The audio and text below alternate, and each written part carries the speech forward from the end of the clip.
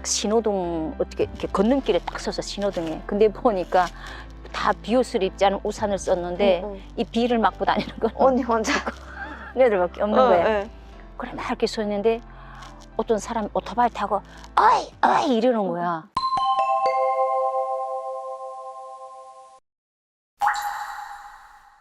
아, 왕와의 추시 초왕초왕 니 내가 젠투 그거는 나가서 네 앞길을 네 스스로 개척해 보라 이러는 거예요.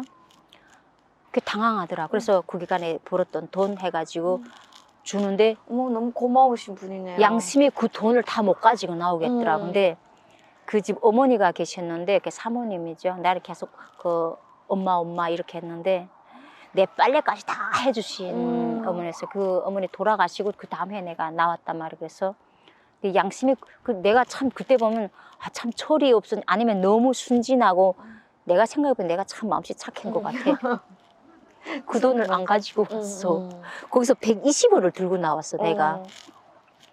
그래가지고 시내로 나왔어요. 판진이라는 곳에 와가지고 한 무작정 나오셨어요? 나왔어요. 아무것도 모르고. 한 1년 8개월, 한 6년, 2년, 거의 2년 정도 되니까 어느 정도 소통은 되고, 한 석 달 정도 되니까 알아듣는 건 다 알아듣는데 내가 발음이 안 나는데 한 6개월 정도 되니까 어느 정도 대화가 되고 2년 되니까 웬간한 건 다 알아듣고 쓰고 내가 또 독학으로 공부를 하다 보니까 쓰고 읽고가 다 된 거예요.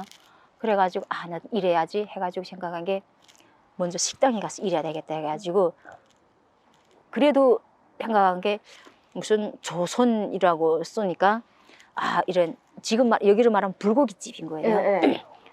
이렇게 한국 식당인가요? 숯불갈비, 숯불구이집이야. 한국 식당인데 한국 사람이 하는 게 아니고 한족이 하는 건데 거기 주방장은 조선족인데 그때 당시 거기서 이제 한국 식당에 이제 불고기 집이 이제 막 이렇게 붐이 일 때였어요. 왜냐하면 그 판진이라는 곳에서 원유가 나기 시작했어. 그러면서 이제 한국에서 이제 한국 회사들이 거기를 들어오다 보니까 붐이 일기 시작한데 그 주방장만 이제 조선족이고 홀에는 조선족이 없었어요. 그러니까 한국 사람들이 오면 이게 통역이 안 되는 거야. 메뉴를. 그러니까 완전 적임자인데 이제 중국은 여기는 이제 서빙 하는데 나이 제한이 별로 없지만은 중국은 나이 제한이 있어요. 서빙이 19살부터 23살까지예요. 서빙이. 근데 그때 당시 내가 하다 보니까 29이었어요. 그래 거짓말을 했지. 23살이라고 딱 맞네. 근데 그 사장님 믿으셨나 봐. 23살을. 근데 믿고 안 믿고 그냥 울며 겨자 먹기로 조선족이다 보니까 내가 조선족이라고 했으니까 그래 나를 한국에 채용한 거예요. 그리고 식당에서 일하면서 이렇게 요로저로 하다가 또 막 또 다른 데서 막 그 조선 식당에 붐이 일기 시작하니까 다른 식당에서 처음에는 거기서 이제 500원을 받고 일을 시작했어요. 근데 이제 한 3개월 일하다 보니까 일을 잘해가지고 그 1, 2층으로 되시는데 1층에 총장이 있고 2층에 총장이 있어요. 그 2층에 총장이 됐어요. 그래가지고 이제 700을 받았어. 월급이 또 올라갔어. 근데 거기서 한 7, 8개월 일하다 보니까 다른 사장님이 또 식당을 원래 우리 오던 단골 손님이었는데 그분이 이제 더 주겠으니까 자기네 식당으로 오라는 거예요. 스카우트 됐어요. 그래서 이제 그 식당으로 갔어. 그 1,000원 받고 그 식당으로 갔는데 그 식당에서 일하다 보니까 이제 매일 그 우리 식당에 딱 아침 오전 11시에서 11시 반이면 와서 그 냉면을 먹고 가는 조선족이 있는 거예요. 그런데 이 말 저 말 하다가 이제 그분이 이제 자기네도 조선에 친척이 많고 뭐가 어쩌고 막 이러시는 거예요. 근데 내가 이제 조선족이다 보니까 막 자기네 친구들도 뭐 연변에 뭐 어쩌고 막 이런 얘기를 해요. 근데 이제 너무 이제 단골로 오다 보니까 이제 얘기를 한 거야. 내가 난 사실은 이제 조선족이 아니고 이제 북한에서 온 여자다 이렇게 얘기를 했어요. 그랬더니 그 사람 놀라던 게 우리도 조선에 친척이 있다는 거예요. 그러면서 자기네 뭐 친척이 뭐 어디에 있고 이러는데 딱 들어보니까 별로 몇 년 전에 우리 이모가 왔었는데 뭐 이런 얘기를 하는데 우리 엄마 얘기를 하는 것처럼 들리는 거야. 근데 우리 엄마 이름 모르고 전 씨인데 전 씨라고 이러면서 그러는 거야. 그래서 근데 이제 내가 이제 우리 엄마가 이제 내가 중학교 1학년 때 엄마가 중국으로 이제 친척 방문을 가신 적이 있어요. 그래서 이제 그 안쪽까지 갔다 온 얘기를 나는 드렸단 말이에요. 어렴풋이. 그래서 비슷하다 하고 있었는데 그분도 자기 연변에 친척이 있는데 뭐 하령에도 있고 무슨 연길에도 있고 막 이 말을 하시는 거야. 그래 하면서 이제 우리 하령에 있는 이모 이름을 대는 거야. 근데 세상에 이름이 이렇게 같을지라고 그래서 우리 이모하고 이름이 똑같다고 내가 그랬거든요. 그랬더니 막 가만히 있어보자 이러면서 이게 맞지? 그래 하령 난 지역을 모르니까 어쨌든 이렇게 그 서방서로 내려가가지고 그쪽 아래쪽인데 그 지역을 모르니까 자기 연변에 이모네 집에 자기 갔었다 뭐 이런 얘기를 하는 거야. 그래 또 이렇게 알아보다가 잠깐만 기다려봐라면서 자기 그 엄마한테 그 전화를 한 거. 엄마 우리 뭐 이렇게 하면 그런 사람 있지 않나 하면서는 막 이렇게 하시니까 있다고. 근데 그래 그 우리 이모 이름 대면서 그하고 그 조선에서 그때 왔다 간 그 이모 이름이 뭐예요 하니까 그 엄마가 누가랑 이름을 대지는 거야. 누구랑 근데 우리 엄마 이름인 거야. 어머, 너 진짜 신기하다. 너무 신기해. 우리 엄마인데 그래가지고. 엄마 여기 지금 그분의 딸이라는 사람이 왔는데 그러니까 우리 이모가 절대 그럴 리가 없다. 걔네 그러다 보니까 중국에서 이제 탈북자들이라는 소문이 많이 났잖아요. 북한이 못 살게 해서 탈북하는 사람들이 많이 생겼다 했는데 어려워서 탈북하는 사람 많이 생겼다는데 우리 이모가 절대 걔는 탈북할 애가 아니다. 그 집은 탈북할 집이 아니다고 이러시는 거야. 그래가지고 이제 그러면 니 한번 걔를 데리고 와봐라 해가지고 일요일 날에 내가 월차를 내가지고 갔어. 그 집으로 가가지고 이제 막 자초지종 물어보고 이제 그다음 연변에 우리 이모하고 통화를 하고 이렇게 하다 보니까 우리 이모가 맞아 그게 이제 언니 분이 계시는데 그 언니 분이 엄청 그러니까 나이가 많으신 거죠. 그러니까 형제들이 많다 보니까 그러니까 오빠가 그때 당시 이제 내가 29대 오빠가 40살이었으니까 그러니까 이모는 거의 막 7, 80 되시는 할머니 볼 되시는 이모였어요. 그래가지고 이렇게 하다 우리 엄마 이제 사촌이 되시는 분이죠. 그러니까 오빠는 나하고 육촌이 되고 뭐 찾자고 차에서 찾은 게 아니라 어떻게 찾다 보니까 그렇게 친척을 찾게 됐어요. 그래 보니까 막 뭐 학교 교장을 하시는 오빠도 계시고 뭐 환경국 다 공무원 여기를 말하면 공무원들이신 거야. 그래서 이제는 그러면은 그렇게 다른 분들 비해서는 중국에서의 그 생활이 그렇게 막 어렵거나 그러진 않았어요. 뭐 쫓겨다니거나 뭐 그러지는 않았겠네요. 그때 당시 또 이제 우리 오빠가 막내 오빠가 그 내가 있던 곳에서 이제 그 말하면 무역국 같은 곳이에요. 무역국에서 말하자면 그 본부장이라고 해야 되나 하여튼 그런 걸 했어요. 근데 그때 당시 말했잖아요. 이제 원유가 나오다 보니까 한국 기업들이 들어오기 시작하면서 이제 통역사들을 많이 쓰게 됐어요. 근데 하루 일당의 통역사가 300원이에요. 세네요. 근데 그게 이제 숙련자도 있고 초보도 있는데 초보는 보통 100에서 150이고 그진 중급 중가면 300이고 숙련자 막 이렇게 회의 참석하고 막 이런 하는 사람들은 500을 받아요. 근데 책임자가 누구예요? 오빠잖아요. 그러니까 오빠 날 300을 주는 거지. 그래가지고 네가 저 공부를 해라 해가지고 한석 떨다고 나 열심히 공부를 팠어요. 그래요. 또 오빠가 이제 한국 사람들이 오면 나를 통역을 잘못해도 그냥 내보내는 거야. 그래가지고 대충 말 맞추면 300을 보는 거야 하루에. 그러면 중국에 그때 계셨을 때 처음 한국 사람을 봤어요? 봤죠. 어땠어요? 근데 그때 당시에는 그냥 그랬잖아. 한국 사람은 다 돈이 많은 줄 알았어. 이게 소문이 그때는 그랬어요. 한국 사람은 다 돈이 많은 사람. 아니면 뭐 내가 싫어했던 그 적대 국가 그 남조선 이런 나쁜 사람들이라 이런 생각은 아니 안 그런 드셨어요? 생각은 안 들었어요. 물이 많이 빠졌네요. 그러니까 그 중국에서 살면서 그 드라마도 보고 막 이렇게 하다 보니까 그때 막 프라우스도 보고 막 그다음 또 뭐더라 하여튼 드라마를 노란 선수 아가씨인가 하여튼 드라마를 많이 방영했어요 중국에서. 그리고 그때 당시에는 막 동방신기 막 이런 사람들이 나올 때였어요. 아이돌 그룹들이. 그러다 보니까 그런 음악들도 많이 듣고.